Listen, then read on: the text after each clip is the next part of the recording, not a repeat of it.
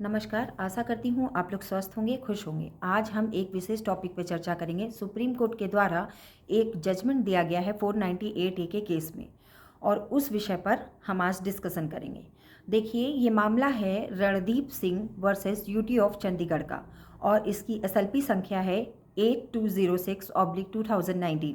उक्त मामले में सुप्रीम कोर्ट ने पति की सज़ा को कम कर दिया, लेकिन सज़ा को बरकरार रखा। टाइम पीरियड को कम किया गया है।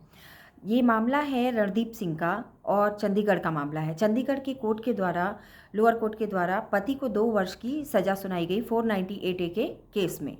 उसके बाद पति ने अपीलीय न्यायालय में दाखिल किया अपील, लेकिन उसकी जो एप्लीकेशन थी उसको खारिज कर दिया गया और अपीलीय न्यायालय ने कहा कि लोअर कोर्ट के द्वारा जो सज़ा सुनाई गई है वो बिल्कुल सही सुनाई गई है। उसके बाद पति जो है हाई कोर्ट जाते हैं और हाई कोर्ट में एप्लीकेशन मूव करते हैं। हाई कोर्ट सारे तथ्यों को सुनने के बाद 2 वर्ष की सज़ा को कम करके 6 महीने की सज़ा बरकरार रखती है। उसके बाद पति के द्वारा सुप्रीम कोर्ट में सज़ा को ख़त्म कराने के लिए एप्लीकेशन मूव किया जाता है।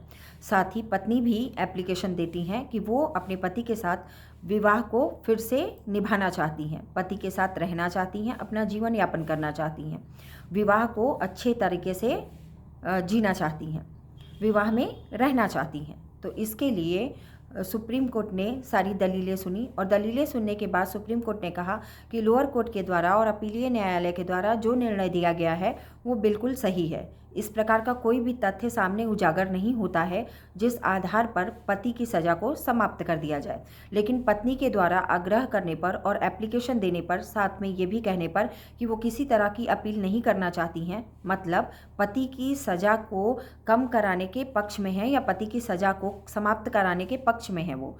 उसके बाद सुप्रीम कोर्ट के द्वारा सारे बहस को सुनने के बाद ये निर्णय दिया गया कि पति की सज़ा तो समाप्त नहीं की जा सकती, लेकिन सज़ा को कम जरूर किया जा सकता है और पत्नी के आग्रह और एप्लीकेशन के बाद पति की सज़ा को सुप्रीम कोर्ट के द्वारा कम कर दिया गया। अब यहाँ ये समझने की बात है कि देखिए, कोई भी ऐसा केस जो कि क्रिमिनल एक्टिविटी है, क्रिमिनल केस है, वो स्टेट के अगेंस्ट होता है।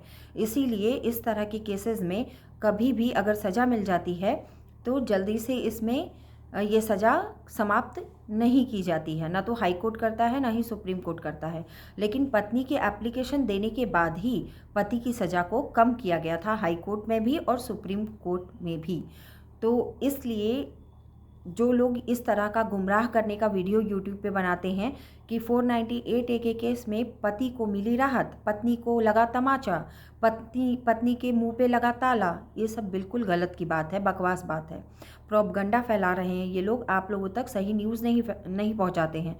तो मैं यही कहना चाहती हूँ कि सजग होइए, चीज़ों को खुद समझिए और जानने की कोशिश करिए। किसी भी इस तरह के क्रिमिनल एक्टिविटी में सज़ा, अगर कोई बहुत बड़ा ऑफेंस है, बहुत बड़ा सेक्शन लगा हुआ है, तो आप अगर हाई कोर्ट भी जाते हैं 482 में, तो वहाँ पे एफआईआर भी क्वेश्चन नहीं होती, चार्जशीट भी क्वेश्चन नहीं होती। तो ये बहुत टिपिकल चीज़ है, लोगों को मतलब समझना चाहिए इन चीज़ों को।